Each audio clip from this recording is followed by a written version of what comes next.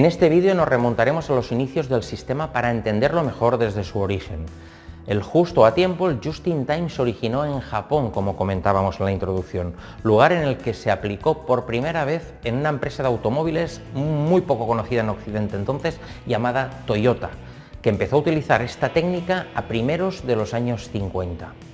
El objetivo que perseguía este sistema desde los orígenes era reducir hasta eliminar todos los elementos que no se necesitasen en el área de producción, y es usado para minorar los gastos nunca imaginados, y se logra cumpliendo con las necesidades en tiempo de los clientes y a los costes más competitivos posibles. En los años 50 Japón estaba devastada por la Segunda Guerra Mundial, que había perdido principalmente contra Estados Unidos, y tenía que pagar las reparaciones necesarias de la guerra. En uno de los puntos de la Declaración de Potsdam, donde se proclaman y definen los términos de la rendición incondicional japonesa, se expone textualmente: se le permitirá a Japón mantener dichas industrias que sostengan su economía y permitan el pago solo en especie de las reparaciones de guerra. Se permitirá su participación o la participación japonesa en las relaciones comerciales mundiales. Es decir, Estados Unidos sabía que Japón no podía pagar las reparaciones de guerra y que solo lo podría hacer si era capaz de sostener su economía con un sector industrial competitivo que pudiera exportar lo que fabricaban. De alguna forma, Estados Unidos, queriendo o sin querer, había abocado a Japón a ser una gran nación industrial.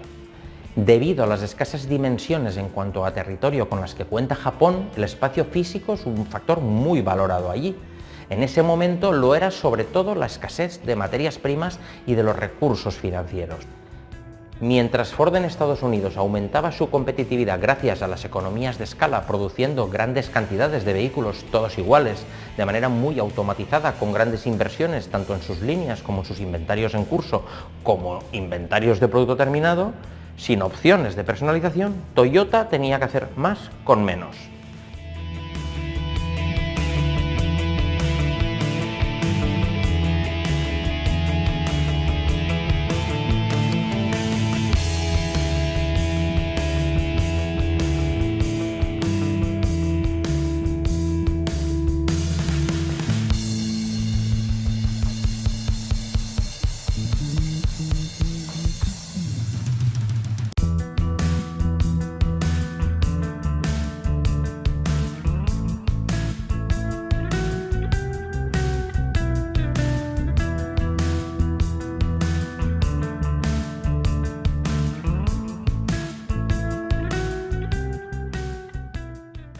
De dicha necesidad surgieron las grandes ideas que cambiarían el mundo industrial en las siguientes décadas. Las crisis siempre son una gran oportunidad y ahora que estamos en una de ellas, seguro que de aquí salen nuevos proyectos, nuevas empresas que acaban siendo líderes en su futuro. En los años 50 el gobierno de Estados Unidos le hace un gran pedido de vehículos militares a Toyota para sus tropas desplazadas en Japón. Es una gran oportunidad que Toyota no dejará escapar y afinará los sistemas que le permitirán convertirse en una de las grandes fábricas de coches a nivel mundial. Toyota, al igual que el resto de las empresas japonesas, se enfrentó después de la Segunda Guerra Mundial al reto de reconstruir toda una industria competitiva en un escenario de posguerra. Los japoneses se concienciaron en la precariedad de su posición y en el escenario económico mundial, pues desprovistos de materias primas solo podían contar con ellos mismos para sobrevivir y desarrollarse. Les esperaba una lucha por la supervivencia que les haría progresar rápidamente y hacerse un hueco en el mundo. El reto para los japoneses era lograr beneficios de productividad sin recurrir a economías de escala, sin recurrir a grandes inversiones que en ese momento no eran posibles. Comenzaron a estudiar los métodos de producción de Estados Unidos, con especial atención a las prácticas productivas de Ford y al control estadístico de procesos desarrollado por Shewhart, así como las técnicas de calidad desarrolladas por Edwards Deming, junto con las desarrolladas en el propio Japón por Ishikawa.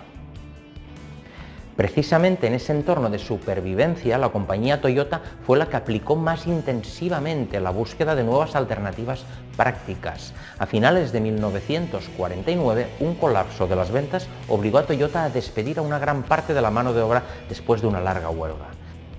En ese momento, dos jóvenes ingenieros de la empresa, Eiji Toyoda, sobrino de Chihiro, y Taiichi Ohno, al que se le considera el padre del Lean Manufacturing y del Just in Time, visitaron las empresas automovilísticas norteamericanas.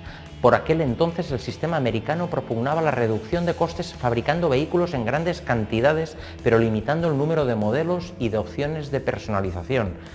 Recordad aquella famosa frase de Henry Ford de todo el mundo puede elegir el color de su Ford T siempre que sea negro. Observaron que el sistema rígido americano no era aplicable a Japón, ya que no se daban las condiciones, ni el mercado, ni la posibilidad de hacer ese tipo de inversiones. En Japón había un mercado pequeño, pobre, que reclamaba vehículos más pequeños, más ligeros, de menor coste y en cantidades pequeñas. Por lo tanto, el futuro iba a pedir a Japón construir automóviles pequeños, de modelos variados y sobre todo a bajo coste con motores de bajo consumo para una economía pobre sin materias primas y sin petróleo ni recursos. Concluyeron que eso solo sería posible suprimiendo stocks, todos los despilfarros que habitualmente tenían las empresas norteamericanas e incluyendo todos los aprovechamientos de las capacidades humanas, sacar el máximo rendimiento al talento de su personal. A partir de esas reflexiones, Ono estableció las bases del nuevo sistema de gestión Just in Time, o justo a tiempo, también conocido como TPS, como decíamos, Toyota Production System. El sistema formulaba un principio muy simple: producir solo lo que se demanda y cuando el cliente lo demanda. Las aportaciones de Ono se complementaron con los trabajos de Shigeo Shingo, también ingeniero industrial en Toyota, que estudió detalladamente la administración científica de Taylor y las teorías de movimientos y tiempos de Gilbert. Entendió la necesidad de transformar las operaciones productivas en flujos continuos sin interrupciones, con el fin de proporcionar al cliente únicamente lo que requería, focalizando su interés en la reducción de los tiempos de preparación de las máquinas.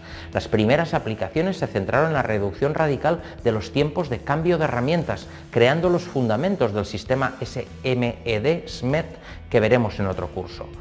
Al amparo de la filosofía Just in Time fueron desarrollándose diferentes técnicas como el sistema Kanban, el Jidoka, el Pokayoke, que fueron enriqueciendo poco a poco el sistema de Toyota. El sistema Just in Time ganó notoriedad con la crisis del petróleo de 1973 y la entrada en pérdidas de muchas empresas japonesas. Toyota destacaba por encima de las demás compañías de Japón y el gobierno japonés fomentó la extensión de su método a otras empresas. A partir de ese momento, la industria japonesa empieza a tomar una ventaja competitiva importante respecto a Occidente. En este punto hay que destacar que Taiichi Ohno ha reconocido que el Just in Time surgió del esfuerzo por la superación, de la mejora de la productividad y, en definitiva, de la necesidad por reducir los costes. Prueba de que en época de crisis las ideas surgen con más fuerza. Sin embargo, pese a todos estos antecedentes, no es hasta principios de la década de los 90 cuando repentinamente el modelo japonés tiene un gran eco en Occidente. Y lo hace a través de una publicación de La máquina que cambió el mundo, de Womark, Jones y Russ. En este libro se sintetiza el proyecto denominado Programa de Vehículos a Motor que se realizó en el MIT, en el Instituto Tecnológico de Massachusetts, con el fin de contrastar de una forma sistemática los sistemas de producción de Japón, de Europa y de Estados Unidos. En esta publicación se exponían las características de un nuevo sistema de producción, capaz de combinar eficiencia, flexibilidad y calidad, utilizable en cualquier lugar del mundo. En esta obra fue donde por primera vez se utilizó la denominación Lean Manufacturing, aunque en el fondo no dejó de ser una forma de etiquetar con una nueva palabra occidentalizada al conjunto de técnicas que ya llevaban utilizándose desde hacía muchas décadas en Japón. Veamos ahora en qué condiciones es compatible o útil el sistema Just in Time o la filosofía Lean Manufacturing, ya que no es posible incorporarlo en determinadas circunstancias. De hecho, no es una metodología que sea de amplia utilización en su versión completa, aunque sí que incorpora grandes partes o herramientas que luego veremos y que pueden ser útiles para cualquier empresa y para cualquier circunstancia. En el próximo capítulo veremos qué condiciones se han de dar en tu empresa para que este método sea de utilidad o compatible para ti.